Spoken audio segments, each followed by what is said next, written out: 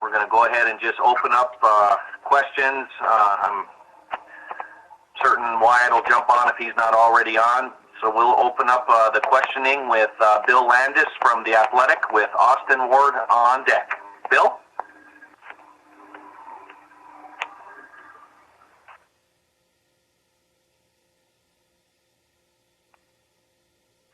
Austin, what about you? Are you on board? Yes, sir. Okay, go ahead, please. Hey, Josh and Wyatt, thanks for taking the time for us today. Just to start, what has it been like the last 2 months for you guys? What have you been able to do? What have the workouts been like, and how have you managed to survive the last couple months? Hey, appreciate you guys all coming on. This is Josh, by the way. Appreciate you guys all coming on. Just wanted to first say, hope everybody's doing well, staying safe. Hope everybody's family's getting healthy. Last couple months have been hard, as I'm sure it has been for everybody else. I think Zoom meetings, and staying in touch with the guys as much as possible has kind of kept me sane. In terms of working out, I think everybody's just doing the best that they can. I'm fortunate to have pretty good amount of weights where I can pretty much do everything I need to do in the weight room. Maybe not quite as good as Ohio State's weight room, obviously, but I'm still able to get a good bit done. Other than that, just trying to stay sane, keeping up with schoolwork, and I got internships and all kinds of stuff I'm trying to keep up with. So thankfully, I'm not just sitting here doing nothing all day. And that's really kept me sane to this point. Yeah, and as for me, it's kind of, it's been the same. I found, fortunately, I was able to find a place that was quite similar to Josh, where I got a lot of weights in there. Obviously, it's not the same as working at Ohio State, but, it's definitely been a great spot. The thing that's just been tough over here in California has just been finding open fields and not getting kicked off of them. But I was also kind of able to find one within these last couple of days. So hopefully it will stay consistent and we're still allowed to be on there. But like Josh said, though, I feel like everyone's been just trying to keep busy, And now that school has kind of started back up, that's been able to kind of take my mind off this whole thing. But, this truly is a weird time right now, and I think that we have been doing our best at, trying to make the most out of the situation that we're dealt with the Zoom calls and Zoom meetings. So, and Josh, when you were talking, you both talked about the Zoom meetings. How much of those are, football related with stud? How much of it has nothing to do with football and you guys just wanting to talk and be in communication? What's the balance there? Yeah, it's, I think you can tell Coach Stud misses us, and obviously wishes that, we were around and able to be normal. Pretty much every meeting starts with casual conversation. I know a ton of guys, in our offensive line hop on the meeting earlier than we should, or earlier than we have to, I should say. And I think a lot of us do that just because we want to, kind of talk and everybody's on there at one time, and so we can talk and just laugh and have a couple minutes before the meeting starts. And then a lot of times, too, Coach Stud will, join in on the conversation for a couple minutes before we get to business and just, check in on everybody and laugh and talk. So that we do that all the time, actually. And then when it's time to get to work, it's time to get to work. But, there's been whole meetings where we don't talk about, anything really football-wise. It's all mental. It's all, stuff like that. So, yeah, you can tell we all miss it, just by the way our meetings start. Thanks, guys.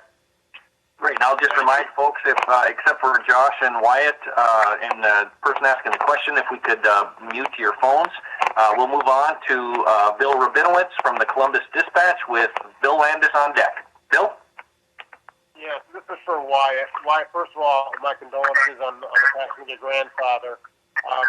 Could you just kind of describe what he meant to you and just how you're dealing with everything? Yeah, no, definitely.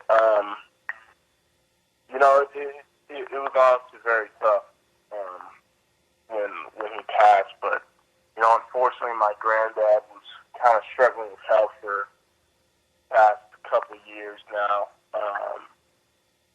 So we knew eventually it was coming, but my granddad was pretty much essentially my hero growing up. He was definitely one of them. I mean, just his story of pretty much basically how he came from nothing, and it just seemed like he was like the underdog kind of his whole entire life, especially getting drafted that late.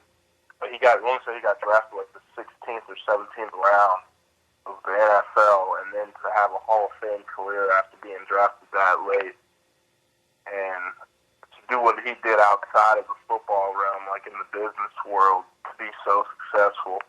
Like what a lot of people don't know is, my granddad was more successful and made more earnings outside of football than he was when he was playing, and just that type of work ethic is inspiring.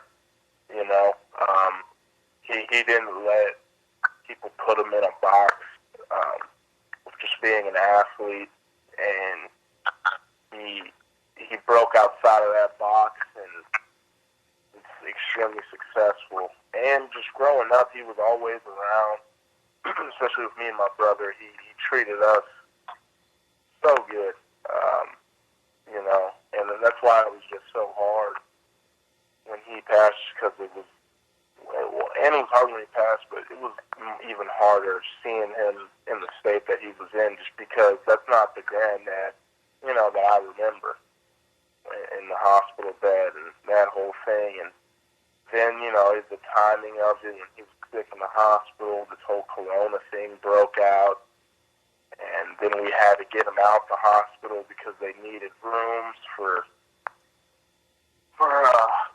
this whole corona thing. So, it was just a lot to going on. But, for the most part, I would say that me and my family handled it well, just because we focused more so on the positive of his life, especially when he played. It's very unheard of for people of his generation to even live as long as he did. And, I'm very appreciative, just like the rest of my family, of each second I was able to spend with him, because, man, he was just amazing to me.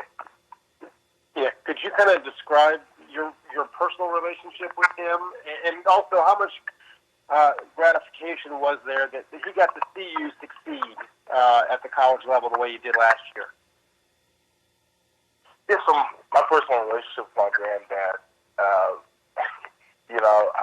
every time I come back home, I'm going to see him.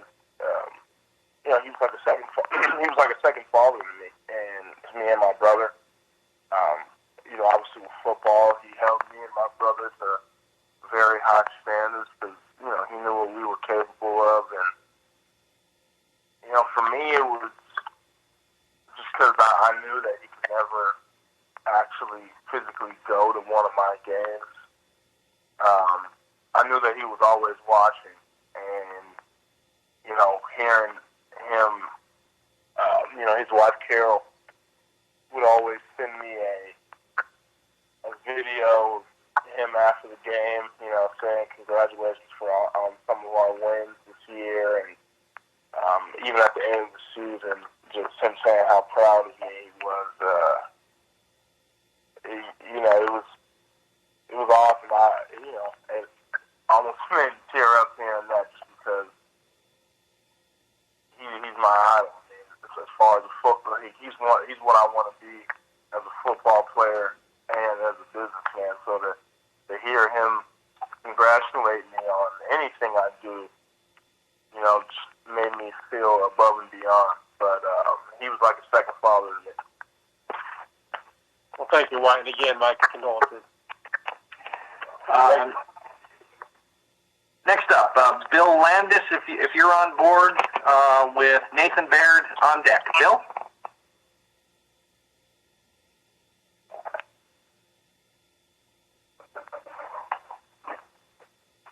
All right, we're going to move on to Nathan Baird from Cleveland.com with Jared Smalley on deck. Nathan?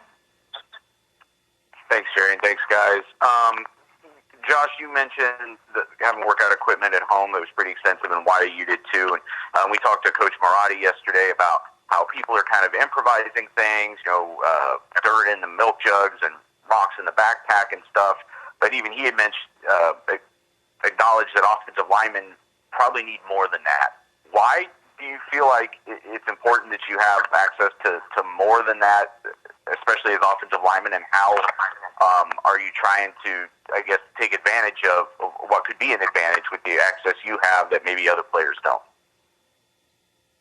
Yeah, I think offensive line play is just so different from really any other position in sport.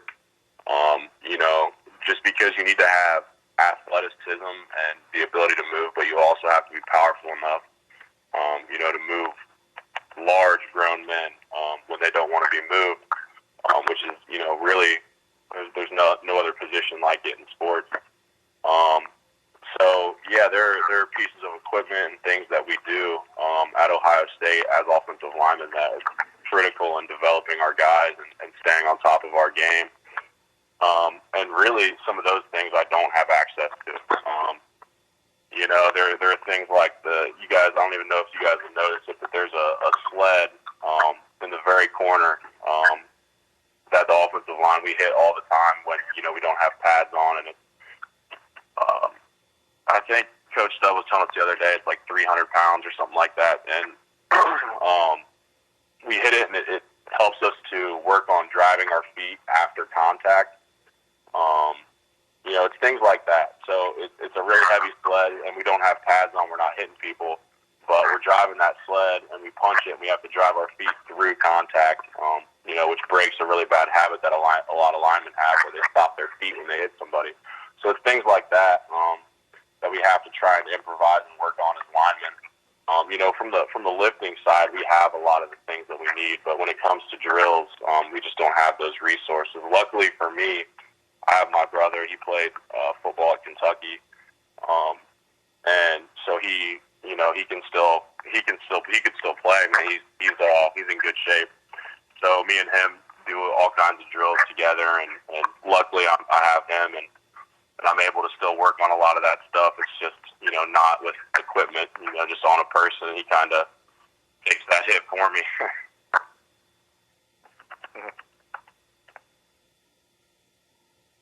Why is same for you? Like, what are you? Yeah, so,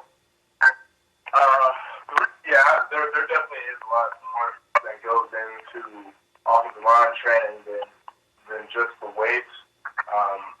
And I feel like the reason my coach, Lucas, has been saying that just because of the fact that playing O-line, you need to have great, short quickness, ability, and how the state that we're in right now, at least for me, that's kind of been one of the things I've been trying to focus on the most, is just trying to find a field to mimic a game, like a drive, like a 10-play drive, or even simply working on like my pass set and stuff like that, just because it is just so important that you play off the line, that you keep harping on those things, just because with muscle memory and stuff like that, you can tend to get sloppy if you're not going to work on those things for a long period of time. And for me, I just want to make sure that I'm as crisp as I can be when it's time to come back, and that I still have the same, or at least somewhat of that same short quickness ability that I had before this whole corona thing took place. And just being in good conditioning. You could lift all the weights you want, but plus play drive, essentially pointless being that strong. So definitely I feel like it's a combination of finding that place where you're at a very good strength place as well as being conditioned, which is kind of hard to do right now with all that's going on. Thanks a lot. Next up, Jared Smalley from WCMH Channel 4 with Tim May on deck. Jared? Hey guys, the question I have is for Wyatt, and Wyatt, this also came up yesterday in the news conference that we had with Coach Marotti, and he specifically mentioned you when he was talking about players who had sort of emerged as leaders from a verbal standpoint in the brief time you had before the coronavirus break began, if you will.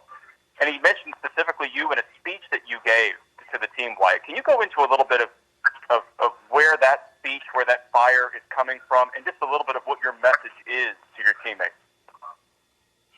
Yeah, so, where that fire came from was, I just feel like a build-up of emotions based off, how we finished this last season. The speech that he's specifically talking about was during the winter, and it was at a critical point during the winter where we were doing mat drills for the first time, and this was going to be the first time that we had multiple mat drills in a row, like days in a row. And we were getting graded on every one. They were going to be different than any mat drill that we've ever done before. It was called the Parabellum. I believe is what Coach Mick called it, the Parabellum. And, I kind of just got tired of sitting in the back of things. I mean, last year for me, in my head, I felt like I really wasn't in a place where I could be as vocal as I should have been based off my time being a starter and really what I had done for the program at that point. So, kind of after this season and playing the way I did and, ending on a high note, I felt like I had that respect from my fellow teammates to be able to step in front of them and kind of just open my heart out. Essentially what I was just saying during that speech was just, we have there's a lot of guys in the world that say they want things and they want all this stuff for them to happen. There's not many of them that are willing to put in the work for it. And coming off of that loss this past season, I don't ever want to experience that again. I was saying that the look in the seniors' eyes when they were crying was something that I will never forget for the rest of my life. And some of those guys, it was their last time ever even playing a football game. And, that's how we went out. So I was just telling them right now where we're at, this is a critical part of our season. And depending on how we do in these mat drills will truly let us know where we're at. And I was saying, that I'm willing to open my heart out for you guys. I'll do anything for your guys because I'm bought in. I'm bought in Coach Mitt, to all the other strength coaches and everyone that's my coach and everyone that's affiliated with the program. And why one other thing on that subject, because of what you're going through now, because you're not together, because you don't have access to all the resources you had there, because you're separated, how much do you think those words, how much impact do you think they have now? Maybe even more so because of the adversity that you've kind of tacked onto the team to be in that position when you do get to return, that you can be the team you want. Yeah, no, I think it definitely is more so now. I mean, the point of my message was being accountable. A lot of people say they want to be the best, like wide receiver, for instance. Well, are you taking the extra steps and taking the extra reps to put yourself in that position? And right now, we're in a place where you're on your own. You have no one holding your hand. I mean, the coaches are still texting you, but at the end of the day, no one's really going to know what you're doing besides you. So I feel like hopefully that with what I had said.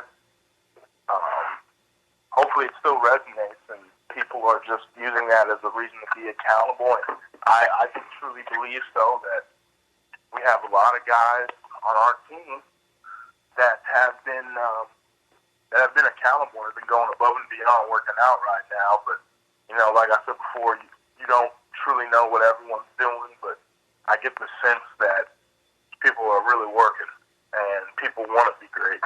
So. Good deal. Thank you. Next up, Tim May from Letterman Row with Dan Hope on deck. Tim? Thank you very much. I'm glad I got on today. Sorry about yesterday, but Wyatt, I want to follow up with you on something. I got to go to a Green Bay Packers preseason camp back in 1964. I was a youngster. I was 10 years old, whatever. There were three guys I wanted autographs: Ray Nitschke, Bart Starr, and your grandfather, Willie Davis. And the only one I got was your grandfather's. The other lines were too long. But just as you think about it, did you ever get to see video or film of him playing? Because he played with a fire in his belly, for want of another term. And do you sense that you, for whatever reason, have inherited that with that kind of like mean dog approach you have to playing guard? Yeah, it's actually kind of funny. I have seen, it wasn't a lot of film, but, I've seen some film of when my granddad was playing, and, all I got to say to that is thank God that I didn't have to play against somebody like that up to this point yet. But, my granddad and my dad, growing up playing football,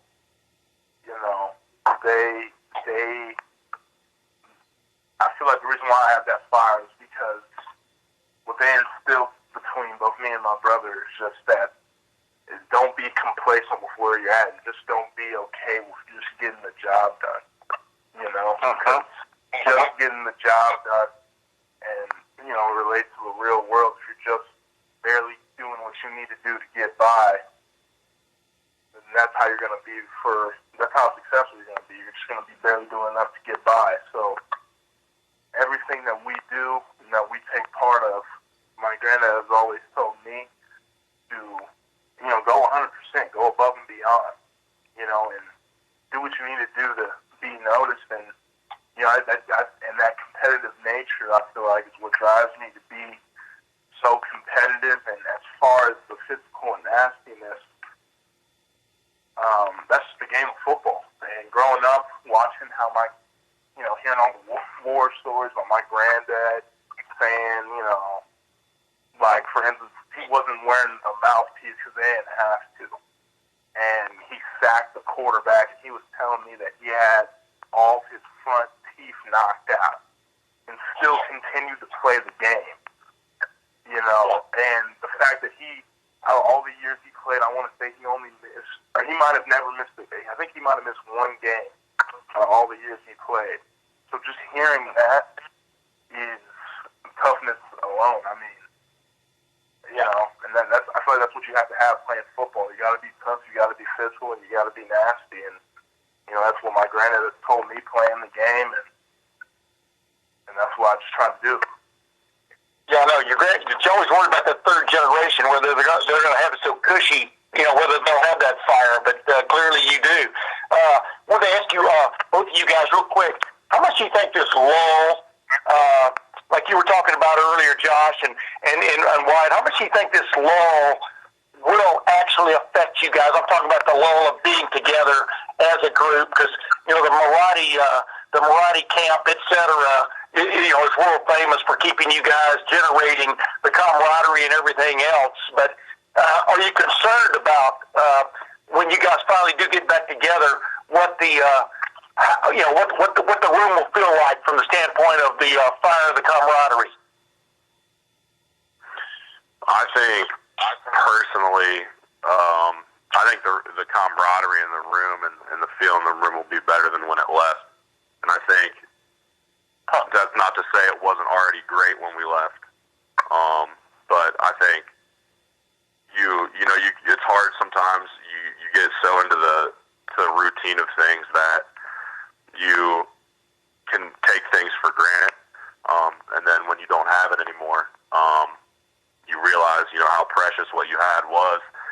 think that's definitely going to be the general overall feel of our team when we get back together. That's the feel I get from meetings, and I can't imagine it would be any other way than when we come back. I think it'll make our bond stronger, to be honest. Is that the same for you, Wyatt? Yeah, I was about to say that's how I feel too. I mean, you can tell on every time we get on Zoom meetings, the guys start cracking jokes, and for like the first 5 minutes, everyone's just talking about how much that they miss each other. So I think that it's going to be stronger just because this has truly shown us, to appreciate what we have or what we had, as far as just even being able to simply be in the facility and to eat with each other, because this has shown us, this whole pandemic, that football and everything that comes with it can be taken away with just a snap like this. And I think overall people are just going to be more appreciative of what we got going on. Hey, thank you. Next up, Dan Hope from 11 Warriors with Dave Biddle on deck. Dan?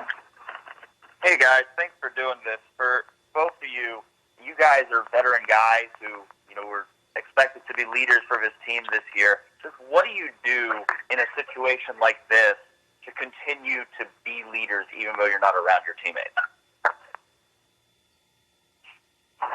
Yeah. For me personally, I think when we do have meetings, being vocal, still teaching the young guys, trying to be as helpful as I can to Coach Stud and doing what we can to try and keep our guys accountable, but also, showing our guys, especially the young guys, that we care about them, that we love them, that we want to see them succeed. You know what I mean? One of the things that I think me and Wyatt could both agree on is that we want to leave Ohio State better than the way we found it. That's something that's really important to me. And so I want to lead those guys with compassion and love, and try and do everything I can to make them as good as they can be, so that when me and Wyatt and Thayer and some of the older guys are gone, that they do the same thing, with the young guys that they have, and I think that's one of the things that's the most important to me. Yeah, piggybacking off of that, I will. I try to show them that I care. Reaching out to guys, asking guys how they're doing. Asking about their family. Not just because I feel like I have to, but just because I genuinely care. I mean, these are crazy times, and I feel like as far as being a leader, the best thing you could do right now is just be vocal. And like Josh said in the Zoom meetings, being vocal, coaching up guys, just talking to guys, just being there for them if they need anything, if they need someone to talk to, and just, me personally, like I've told all the guys, if they ever need anything, like any hour of the day, they can call me.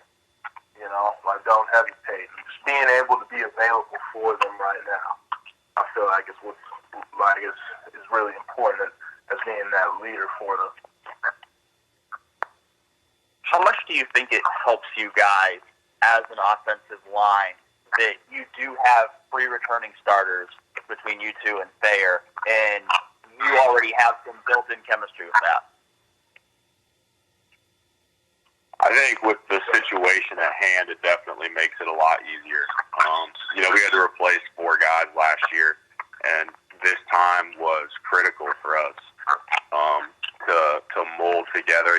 Jonah had just come in, so getting to know him and molding as a group and spending time together was huge in our success last year. So I think given the coronavirus and us not being together, I think the fact that we do have veterans, three of us, I think helps a lot, and I think that'll show when we do finally get back and get back into the swing of things. Yeah, no, I agree. And, that's like the biggest Josh can, I'm sure, attest to this, but going into the season last year, we had absolutely no clue what to expect. And, coming back now, with all three of us having that game day experience and truly grinding out a long season and just knowing, from everything from how your body's going to feel by week 12 and that whole nine, and just kind of how your body takes being during the season. Understanding that, and obviously playing at a high level during that time, I feel like it kind of gives us an edge coming back this year rather than last year. It was just two guys that had game experience, So I feel like with this year having all three of us, we'll be able to push whoever fills in those spots and really fill them in and push them when the times get rough during the season. Thanks, guys. Next up, Dave Diddle from 24/7 Sports with Doug Lesmerises on deck. Dave? Thanks, Jerry, and thanks for your time, Wyatt and Josh. Josh, there's been a lot of talk about this, but I'm curious to get the players' perspective. If there are not regular students back on campus, if they're taking online classes, at least to start the year, and there are no fans in the stands, would you guys want to play football this year? I can't speak for Wyatt, and I think for starters, for me, yes, absolutely, I would do anything really to play this season. I don't know what I would do without football, to be honest with you. But with that would come sacrifices, and I personally am also willing to make those sacrifices, and that would be doing whatever I need to do to quarantine, to make sure that I'm not getting anyone else sick if I were to get, you know what I mean? So in order to do it, I think we'd have to do it in a very orderly way, just to make sure that other people aren't getting sick because of what we're doing. But I would, yes, absolutely. I would sign any waiver or anything that would say that I'm willing to play. And I'd quarantine myself or do whatever it takes. Thanks. And Wyatt, same question for you. Would you want to play football this year under those circumstances?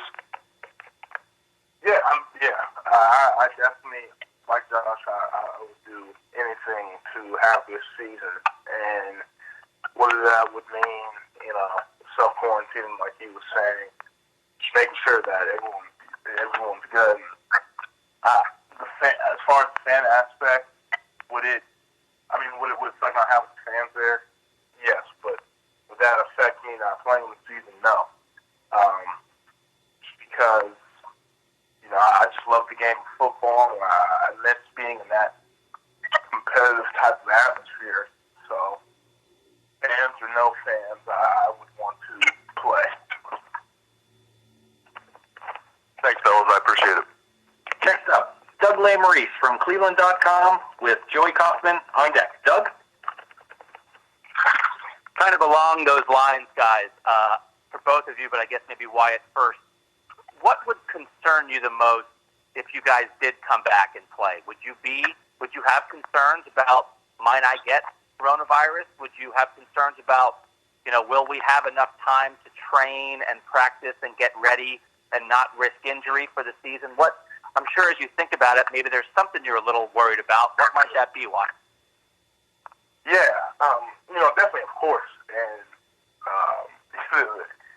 there's a long list of worries, but, starting off, obviously, with this whole pandemic, the whole corona thing, just making sure you're not spreading it around, and, it's tough when you play football just because, you got about 100 guys on the field sweating and grinding with each other, and, as the stuff gets passed around and stuff like that.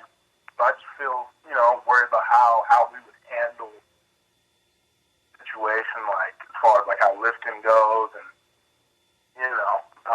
but even besides that, just my concern is, just being the game ready. I mean, not having spring ball was, at least for me, I feel like it was a very big deal, just because spring ball is that time where you could truly focus on your craft and fix those things, like start fixing those things that you weren't doing or you were doing not correctly during the season, leading into fall camp. By fall camp, now you're fully tuned up and ready to go.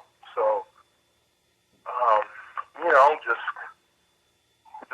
that worry of just having even a good season with all that's going on right now, being ready to play.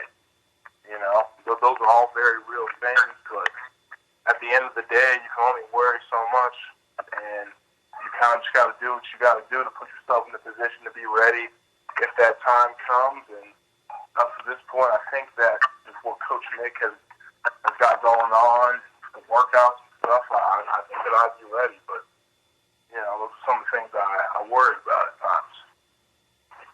Josh, same for you. Yeah. For me, I think the majority of my fears with actually getting the coronavirus myself are geared towards my family. If I get it, that's obviously not good, and I don't want to get it, but I would be significantly more worried at that point that I would give it to my parents or to someone in my family, and that and that, God forbid, something terrible happens to them. And that's, to be honest with you, the thing that scares me by far the most about the virus. So being back in Columbus, obviously I would not be with my family, and it would be unfortunate that I wouldn't get to see them.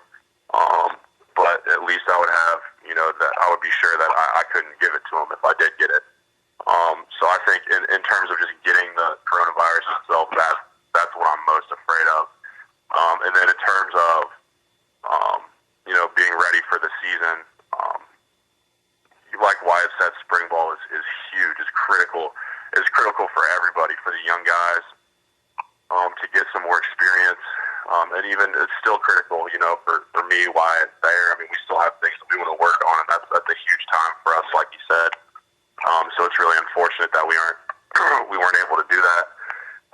And then in terms of being ready for the season, I think the biggest thing is going to have to be trusting that what we did was enough, and trusting that, we're as ready as we can be, given the circumstances, and hopefully, we're able to train for, 2 weeks before we start hitting. That would be, probably the most ideal scenario in this situation, because I know if anybody can get us completely right in 2 weeks, it's Coach Mick.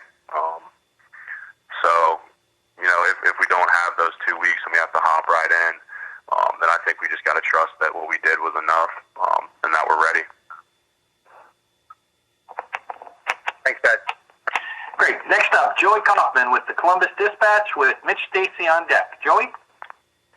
Hey, just following up on some of the last few questions that have been asked, either Wyatt or Josh. Do you guys have any thoughts on if you guys are able to come back to work out at the Woody or to practice, what kind of safety protocols or things you guys would feel comfortable doing as players, like temperature checks, COVID testing? Like, do you have any thoughts on what you guys would like to have access to as players? Wait, my bad, Josh. Were you about to start off? No, go ahead. Yeah. All right. Well, see, for me, this is something that our coaches have even talked about, as far as taking these next couple steps to get things back to going. So, definitely get your temperature checked before you walk into the building. Having a mask. And as far as, like, if the timing were to come back and we had a couple weeks of preparation before the season, like we were still able to do workouts by this time, having monitored groups, not having a bunch of guys going at a time, and that's something that our coaches have been talking about, what they would do if we were able to come back right now. So I know that that's what Coach Dan has been saying, but I'm not a doctor, so I don't truly know everything that would go in making sure guys are fine besides the testing, but I'm sure that our coaches would have a good system from mean, from what they've been saying, it sounds like it would be a great system if we were able to come back as far as fighting this thing. And our medical staff would, they've been great throughout this whole entire thing, kind of telling us the do's and don'ts. So I feel like, they would have a plan for us if we were able to get things rolling again. And then same question for Josh. Yeah, with the details of it, I think Wyatt hit it right on the nail right on the head. That's pretty much. I know one thing that they've been huge on is the if we did come back, having like no more than a group of 10 guys at a time, and unfortunately we would have to work out. It could be any time of the day. It could be 6 a.m. or maybe even 5 a.m. to fit everybody in. Who knows? All the way till 8 p.m. at night. I mean, who really knows? So that'll be a different dynamic. But I think I could speak for pretty much everybody on our team when I say that we trust our coaches, we trust our medical staff, and we know that they're going to try and do right by us and keep us safe while also, getting work in that we need to get in. Yeah. Thanks, guys. Great, guys. We're getting close to the time where we're gonna have to wrap up. We'll try to get a few more questions in. Next up, Mitch Stacy from the Associated Press with Tony Girdman on deck. Mitch. Hey, you guys. Nobody knows what's going to happen to the 2020 season, whether it might be shortened or whether it's even going to be played at all. How do you feel about the thought of possibly losing that critical year of development and exposure, especially if your goal is to play in the NFL someday?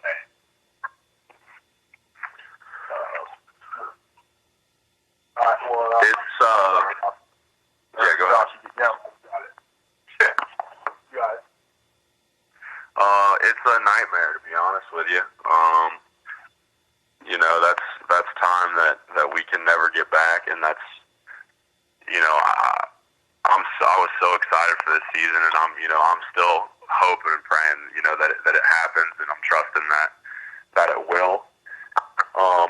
Yeah, it's a critical time for development still, and just getting that much more experience, and elevating our games to even higher levels and as high as we can possibly make them. So even the thought of not playing this season is terrifying and absolute worst case scenario.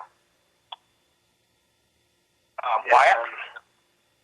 I feel the same way. I mean, I was looking so forward to this season, especially just because, I felt like last season I was barely breaching the surface, and I knew that this was, that this is, it hasn't been canceled yet, and obviously I'm hoping it doesn't, but, I know it's a very big year for me, and more importantly, I just feel like this is a very big year for our team, coming off of that bittersweet season this past year, and how hard that we all worked during the off season leading up to this pandemic.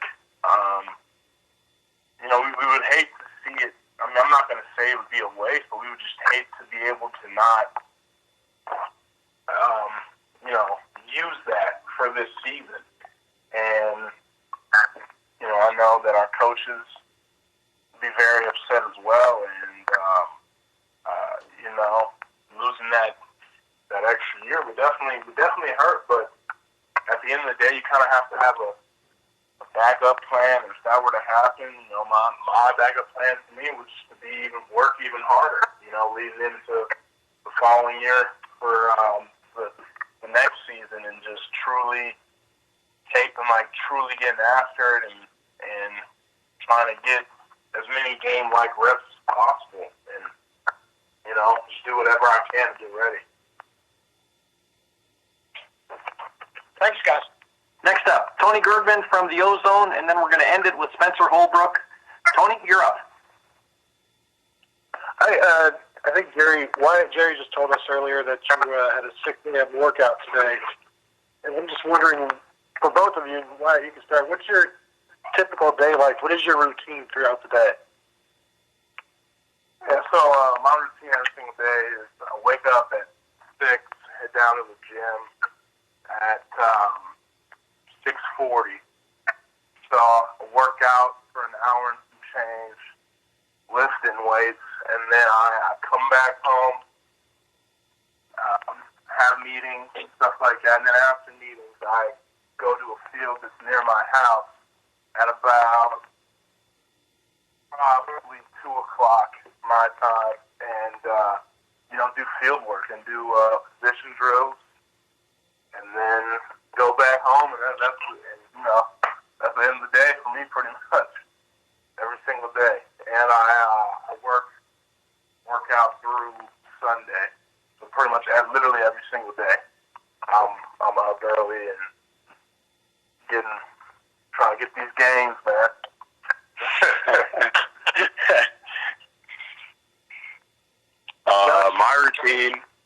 My routine, I wake up at about 7:15, and go work out at 8. And I work out with my brother every morning, and so he does the lift with me. And then we go and do our field work and drills right after our lift. And I finish up typically around like 8 or so. 8 or so, 10 or so. And then after that, I shower, try and get some food, and then have a meeting typically at noon. And then after that, I'm trying to get everything set up for an internship right now. In order to graduate, I need a certain amount of hours for an internship, and so I'm working on getting that set up. And how that kind of looks as of right now is not really. I'm not really sure, and neither is the people that I'm working with, and so we're just trying to figure it out. And so I do a lot of that the rest of the day now that school started back up. Any homework for school, and then after that, really just relaxing and hanging out with my family. All right, and final questions are going to come from Spencer Holbrook from Letterman Row. Spencer? Wyatt and Josh, for both of you guys, what have you seen out of the two positions that need replaced on the offensive line through those 3 practices, and then after that, just when you guys virtually meet, that gives you guys some confidence that this offensive line can be just as good, if not better, than last year's? Yeah, go ahead, Wyatt. Oh, okay, yeah. So, within those first 3 practices, we saw a lot of strides, and not even spring ball. It was during the winter. We were fortunate enough to have a lot of guys early enrolled and come in early, and it's just something about this year, man. It was we saw a lot of young guys like Matt Jones, Harry Miller, Nick Petit, DeJuan, starting to take that next step through the workouts, grinding, and that ultimately led, and Paris Johnson, of course, too, and Luke Whippler, and pretty much all the early enrollees have just been awesome up to this point.